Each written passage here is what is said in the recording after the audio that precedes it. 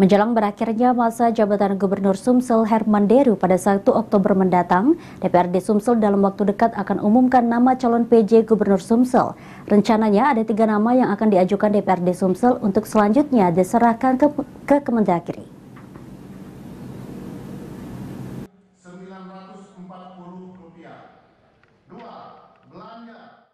Tinggal 1 bulan lagi masa jabatan Gubernur Sumatera Selatan Herman Deru dan pasangannya Mawardi Yahya akan berakhir.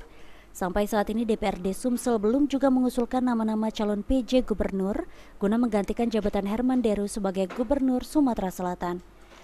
Ditemui usai sidang paripurna, Ketua DPRD Sumsel Anita Nuringhati mengungkapkan jika pihaknya telah menyiapkan 3 nama untuk menjadi PJ Gubernur Sumsel, namun Anita masih enggan menyampaikan ketiga nama tersebut.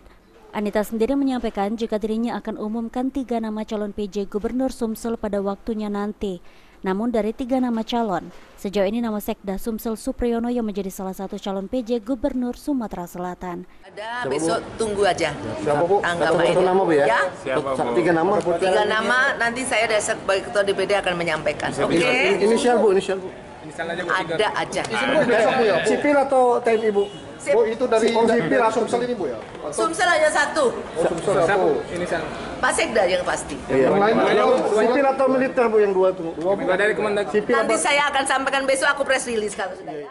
Sementara itu, Ketua Komisi 1 DPRD Sumsel Antoni Yuzar mengungkapkan jika untuk PJ Gubernur ialah wewenang pimpinan DPRD dan sejauh ini sebagai pimpinan Komisi 1 dirinya belum diikutsertakan untuk membahas.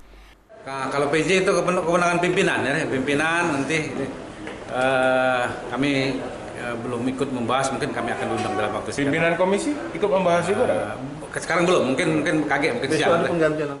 Nantinya jabatan PJ Gubernur Sumatera Selatan akan menjalankan masa pemerintahan Provinsi Sumsel selama lebih kurang 2 tahun sampai Gubernur Sumsel dilantik oleh Presiden. Firman Hidayat, PAL TV.